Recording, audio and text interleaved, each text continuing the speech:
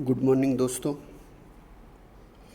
कक्षा 12 के नामा के मूल तत्व विषय में आज हम चैप्टर नंबर 4 साझेदारी का पुनर्गठन में आगे की पढ़ाई करने वाले हैं। दोस्तों, इस चैप्टर के आगे के वीडियो में हमने पुनर्गठन के अर्थ, लाभ प्रमाण और त्याग प्रमाण के बारे में और उसके उदाहरण के बारे में अभ्यास किया था। दोस्तों, आज हम पुनर्गठन से संबंधित दूसरी महत्वपूर्ण बातों की चर्चा करने वाले हैं, जिसमें आज हम साझेदारी पीढ़ी की संपत्ति और दायित्व का पुनर्मूल्यांकन और उनकी हिसाबी असर के बारे में पढ़ाई की शुरुआत करेंगे। दोस्तों, चालू साझेदारी पीढ़ी की बही में संपत्ति और दायित्व की जो कीमत लिखी गई है, उनकी वर्तमान कीमत लाने को पुनर्मूल्यांकन कहते हैं। मानी चालू साझेदारी पीढ़ी की बही में हमने पहले जो संपत्ति और दायित्व की कीमत लिखी होगी, उनकी वर्तमान कीमत अलग होगी। तो वर्तमान कीमत जो है, वो कीमत को बही में लाने के लिए जो भी असर दी जाएगी वो पुनर्मूल्यांकन है। अर्थात कि पीढ़ी की बही में जिस कीमत से लिखे गए हैं, मानी संपत्ति और दायित्व जो कीमत से बही में लिखे गए हैं, उन्हें नई कीमत पर बही में दर्शाना संपत्ति और दायित्व का पुनर्मूल्यांकन कहलाता है। संपत्ति और दायित्व जिस कीमत पर दर्शाए गए हैं, वह उनकी असली माने मूल या वास्तविक या सही कीमत की अपेक्षा अधिक या कम हो सकती है। मानी बही में दर्शाई गई संपत्ति और दायित्व की जो कीमत है, उससे वास्तविक कीमत जो है, माने वर्तमान कीमत जो है, वो अधिक या कम हो सकती है, क्योंकि समय के साथ और परिस्थिति के साथ साथ धंधे की ज़मीन, मकान आदि जैसी स्थिर संपत्ति की कीमत में वृद्धि हो, ऐसा संभव है। दोस्तों, वृद्धि ही हो ऐसा नहीं है, कई बार कमी भी हो सकती है।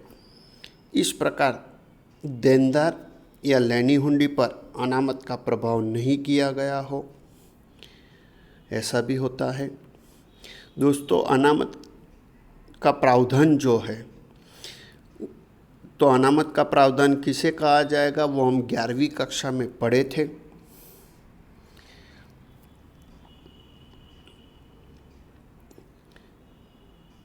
इस प्रकार दायित्व या देना की रकम में वृद्धि या कमी हो, अथवा देना का लेखा करना बाकी हो, ऐसे अलग अलग कारणों से धंधा के साझेदार ऐसा निश्चित करें कि पीढ़ी की संपत्ति और दायित्व का पुनर्मूल्यांकन करना जरूरी है, तब उनकी हिसाबी असर भी दी जाती है। तो दोस्तों, जब अलग अलग कारणों से धंधे के साझेदार ऐसा निश्चित करें कि संपत्ति और दायित्व का पुनर्मूल्यांकन करना है, तब उसके लिए हिसाबी असर देनी आवश्यक हो जाएगी। संपत्ति और दायित्व का पुनर्मूल्यांकन की हिसाबी असर लिखने के लिए पीढ़ी की बही में एक विशेष खाता तैयार किया जाता है या खोला जाता है। इस खाते को पुनर्मूल्यांकन खाता कहा जाएगा। माने पुनः मूल्यांकन खाता किसे कहा जाएगा, तो कि संपत्ति और दायित्व का पुनः मूल्यांकन करते वक्त हिसाबी असल लिखने के लिए पीढ़ी की बही में जो विशेष खाता खोला जाता है उसे पुनः मूल्यांकन खाता कहा जाता है। सामान्य रूप से जब भी साझेदारी का पुनर्गठन होता है तब साझेदारी पीढ़ी की संपत्ति और दायित्व का पुनः मूल्यांकन होता है। मानी जब भी साझेदारी पीढ़ी के साझेदार अपना लाभ हानि वितरण का प्रमाण बदले, माने उसमें परिवर्तन करें, तब संपत्ति और दायित्व का भी पुनः मूल्यांकन होता है। परिणाम स्वरूप संपत्ति और दायित्व की वास्तविक कीमतें पीढ़ी की बही में लिखी जा सकती है, जिससे किसी भी साझेदार को पुनर्गठन के कारण अन्याय होने की गुंजाइश नहीं रहती है। मानी पुनर्गठन के वक्त किसी भी साझेदार को अन्याय न हो, इसलिए संपत्ति दायित्व का पुनः मूल्यांकन होता है। उसी तरह नए साझेदार का चालू पीढ़ी में प्रवेश हो तब, तथा चालू पीढ़ी का साझेदार निवृत्त हो या उसकी मृत्यु हो, तब भी संपत्ति और दायित्व का पुनः मूल्यांकन किया जाता है। लेकिन दोस्तों, चालू पीढ़ी में नए साझेदार के प्रवेश या साझेदार की निवृत्ति या मृत्यु के वक्त संपत्ति और दायित्व में जो पुनः मूल्यांकन किया जाता है उसके बारे में हम आगे के चैप्टर 5 और 6 में पढ़ाई करने वाले हैं। दोस्तों, माने पुनः मूल्यांकन अर्थात साझेदारी पीढ़ी के साझेदार अपना लाभ हानि वितरण का प्रमाण बदले तब संपत्ति और दायित्व का भी मूल्यांकन किया जाता है, उसे पुनः मूल्यांकन कहते हैं।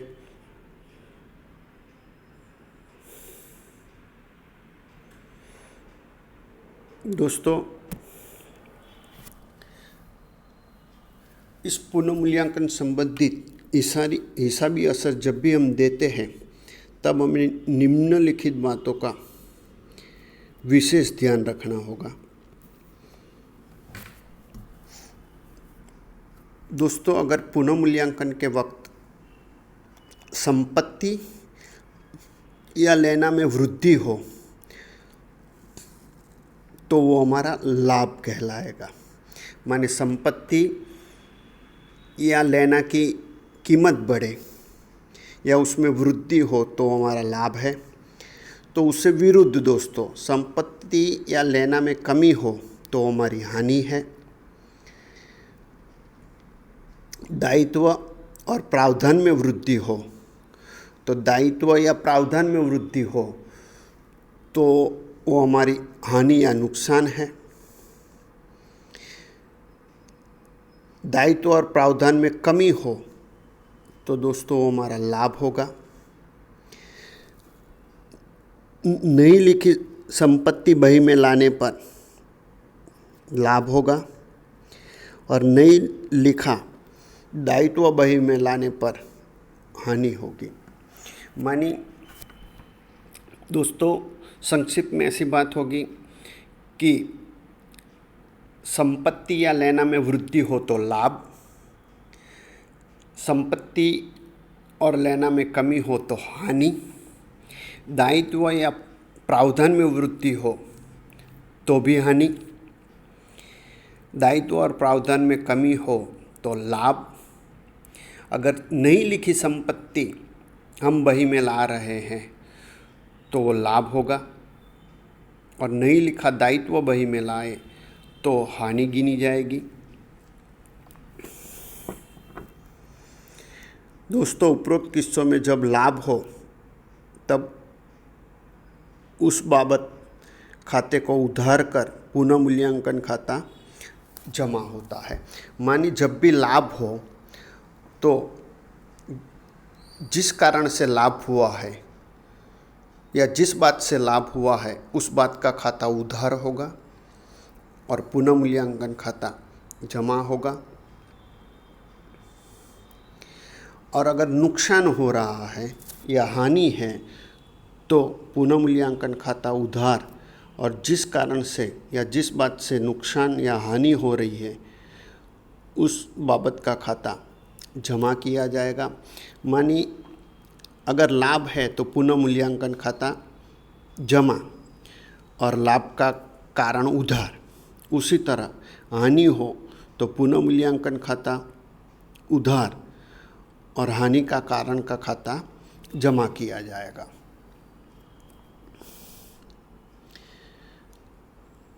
दोस्तों, संपत्ति की बाकी उधार होती है, इसलिए जब संपत्ति की कीमत में वृद्धि हो तो संपत्ति खाता उधार होगा और लाभ होने से पुनः मूल्यांकन खाता जमा होगा। इससे विपरीत संपत्ति की कीमत में कमी हो तो नुकसान है, इसलिए पुनः मूल्यांकन खाता उधार और संपत्ति खाता जमा। ये बात आगे हमने दोस्तों की कि लाभ है तो पुनः मूल्यांकन खाता जमा और हानि है तो पुनः मूल्यांकन खाता उधार। लाभ है तो पुनः मूल्यांकन खाता जमा और हानि है तो पुनः मूल्यांकन खाता उधार होगा। दोस्तों, दायित्व की शेष या बाकी जमा होती है, इसलिए अगर दायित्व की कीमत में वृद्धि हो तो नुकसान है, इसलिए पुनः मूल्यांकन खाता उधार और दायित्व का खाता जमा होगा। इससे विपरीत दायित्व की कीमत में कमी हो तो लाभ है, इसलिए दायित्व का खाता उधार और पुनः मूल्यांकन खाता जमा होगा। संपत्ति और दायित्व की कीमत में हुए परिवर्तन की असर पुनः मूल्यांकन खाते में दी जाने से पुनः मूल्यांकन खाते को लाभ हानि समायोजन खाते के रूप में भी पहचाना जाता है। माने पुनः मूल्यांकन खाते को दूसरे कौन से नाम से पहचाना जाता है तो कि लाभ हानि समायोजन खाते के रूप में भी पहचाना जाता है। दोस्तों, अब पुनः मूल्यांकन के वक्त संपत्ति लेना, दायित्व और नई लिखी संपत्ति वगैरह के बारे में हमने देखा। अब इसकी जो रोजनामचा होगी उसके बारे में हम देखेंगे।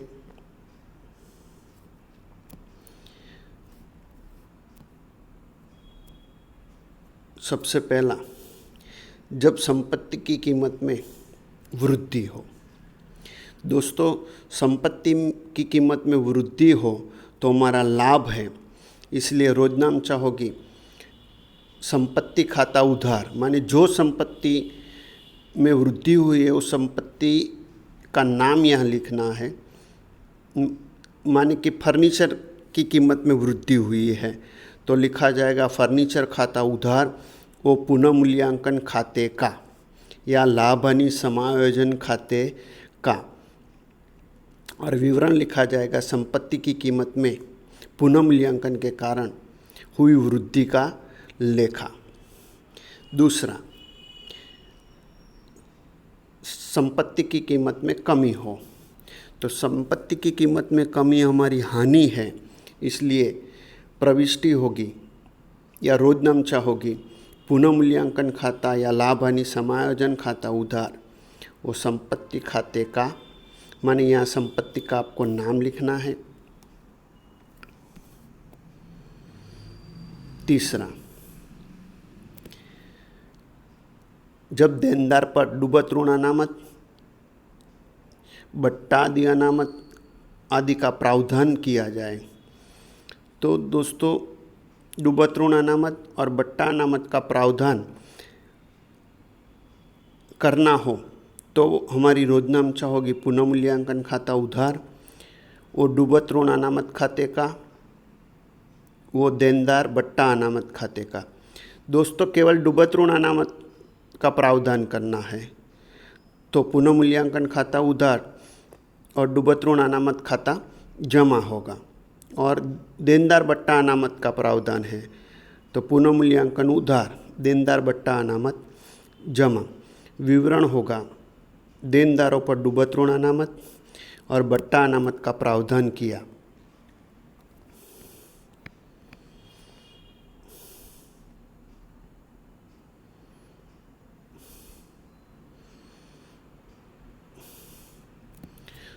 चौथा, कोई संपत्ति मिलनी बाकी आवक या पेशगी चुकाया खर्च बही में लिखना बाकी हो, तो रोजनामचा होगी संपत्ति खाता उधार, अप्राप्त आवक खाता उधार, पूर्वदत्त खर्च खाता उधार या अग्रिम चुकाया खर्च खाता उधार, वो पुनः मूल्यांकन खाते का। दोस्तों यहाँ ये जो रोजनामचा लिखी गई है वो संयुक्त रोजनामचा है। इसे आप अलग अलग रूप में भी लिख सकते हैं। केवल संपत्ति लिखनी बाकी है तो रोजनामचा लिखी जाएगी संपत्ति खाता उधार, वो पुनः मूल्यांकन खाते का। अप्राप्त आय की रोजनामचा लिखी जाएगी अप्राप्त आय खाता उधार, वो पुनः मूल्यांकन खाते का। उसी तरह पूर्वदत्त खर्च खाता उधार, वो पुनः मूल्यांकन खाते का। मानी यहाँ तीनों स्थिति में पुनः मूल्यांकन खाता जमा हो रहा है, इसलिए यहाँ पुनः मूल्यांकन खाता एक ही बार लिखा है और उधार पक्ष में तीनों खाते अलग अलग उधार बताए गए हैं। पांचवा, जब किसी दायित्व की कीमत दायित्व की रकम में वृद्धि हो, माने दायित्व में वृद्धि हो तो दोस्तों वो हमारी हानि है, इसलिए पुनः मूल्यांकन खाता उधार, वो दायित्व खाते का। विवरण लिखा जाएगा दायित्व की कीमत में पुनः मूल्यांकन के कारण वृद्धि हुई।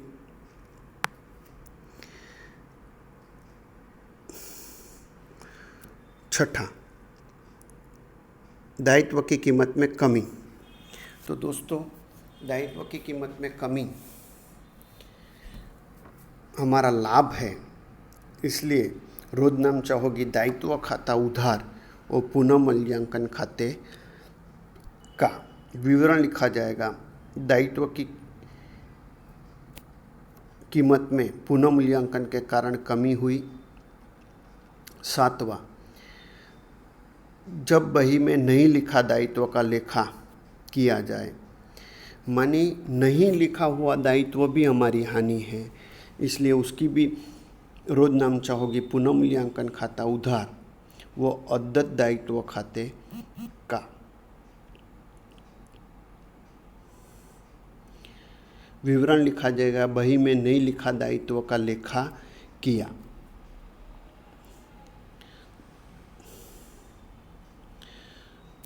दोस्तों आठवां जो रोजनामचा है वो पुनः मूल्यांकन खाता बंद किया जाए तब लिखना है। माने पुनः मूल्यांकन खाते में आगे के सभी समायोजन की खतौनी हो जाए, उसके बाद में पुनः मूल्यांकन खाते की जो शेष ज्ञात की जाएगी उसके लिए जो रोजनामचा लिखा जाएगा उसके बारे में बात है। अगर पुनः मूल्यांकन खाते में लाभ हो तो प्रविष्टि होगी पुनः मूल्यांकन खाता उधार, वो साझेदार के पूंजी या चालू खाते का। विवरण लिखा जाएगा पुनः मूल्यांकन के कारण हुआ लाभ साझेदारों के बीच लाभ हानि के प्रमाण में बांटा। अगर दोस्तों पुनः मूल्यांकन खाते में हानि हो तो हानि के कारण साझेदार की पूंजी कम होगी, इसलिए प्रविष्टि होगी साझेदार के पूंजी या चालू खाते उधार वो पुनः मूल्यांकन खाते का विवरण होगा। पुनः मूल्यांकन के कारण हुई हानि साझेदारों के बीच लाभ हानि प्रमाण में बांटी उसके। दोस्तों, तो यहाँ सभी प्रविष्टि के आधार पर ऐसा कहा जा सकता है कि अगर लाभ है तो पुनः मूल्यांकन खाता जमा हो रहा है और हानि है तो पुनः मूल्यांकन खाता उधार हो रहा है। दोस्तों, अब आगे देखें तो पुनः मूल्यांकन खाते का नमूना। दोस्तों, पुनः मूल्यांकन खाते का जो नमूना दिया गया है उसमें जो भी विवरण बताया गया है वो हमने आगे जो प्रविष्टि देखी उसकी खतौनी है। तो पुनः मूल्यांकन खाता जब भी बनाया जाए तब हमें उसके जमा पक्ष में जो हमारा लाभ हो वो लिखना है। जैसे कि संपत्ति की कीमत में वृद्धि माने संपत्ति खाता। उसी तरह संपत्ति लिखनी बाकी हो तो भी संपत्ति खाता माने यहाँ संपत्ति का नाम लिखना है। मिलनी बाकी आवक, पूर्वदत्त खर्च या अग्रिम चुकाया खर्च, और दायित्व में कमी हो तो दायित्व खाता मानी लाभ हो तो पुनः मूल्यांकन खाते के जमा पक्ष में, और हानि हो तो पुनः मूल्यांकन खाते के उधार पक्ष में हानि लिखी जाएगी। जैसे कि संपत्ति की कमी की कीमत में कमी हो तो संपत्ति का नाम लिखकर वो रकम लिखनी है। डूबत ऋण अनामत खाता, देनदार बट्टा अनामत खाता, दायित्व खाता, अद्यत दायित्व खाता। अब दोस्तों, ये लाभ और हानि लिख देने के बाद हमें खाते का अंतर ज्ञात करना है। अगर अंतर हमें उधार पक्ष में मिले तो लाभ है जो साझेदार के पूंजी खाते लिखा जाएगा। अगर दोस्तों हमें अंतर जमा पक्ष में मिले तो हानि होगा जो भी साझेदार के पूंजी खाते ले जाया जाता है।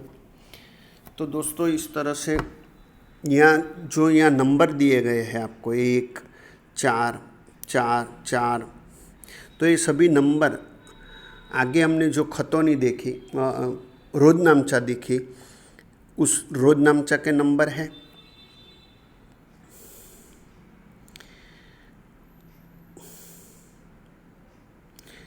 दोस्तों, पुनः मूल्यांकन खाता या पुनः मूल्यांकन संबंधी रोजनामचा की खतौनी है। और दोस्तों, रोजनामचा की खतौनी किस प्रकार की जाती है उसके बारे में आप 11वीं कक्षा में पढ़े हो और आपने 11वीं कक्षा में रोजनामचा के आधार पर अलग अलग खातों में खतौनी भी की है। उसी तरह यहाँ रोजनामचा के आधार पर हमने पुनः मूल्यांकन खाता बनाना है। दोस्तों, उपरोक्त प्रविष्टि नंबर 8 पुनः मूल्यांकन खाता बनाने के बाद लिखी जाएगी, क्योंकि उसमें हमें लाभ या हानि की गणना करनी है और बाद में प्रविष्टि होगी। दोस्तों, यदि पुनः मूल्यांकन खाते की जमा बाकी होगी तो उसे लाभ कहा जाएगा और उधार बाकी हुई तो वह हानि है। लाभ या हानि चालू साझेदारों के बीच पूंजी खाते उनके पुराने लाभ हानि प्रमाण में ले जाएंगे।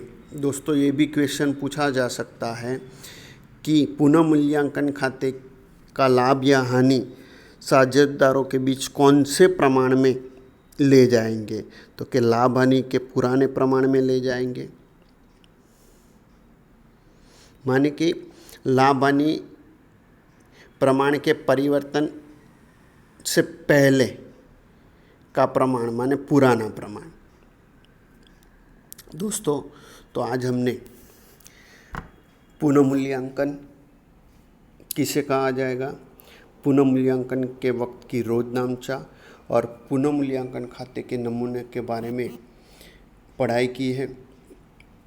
दोस्तों, ये वीडियो आपको एक बार ध्यान से देख लेना है और बाद में दूसरी बार वीडियो देखते हुए जो रोजनामचा हमने देखी आज, वो सभी रोजनामचा और पुनः मूल्यांकन खाते का नमूना जो है वो आपकी बही में आपको लिख लेना है, क्योंकि आगे के चैप्टरों के लिए भी ये बहुत आवश्यक है।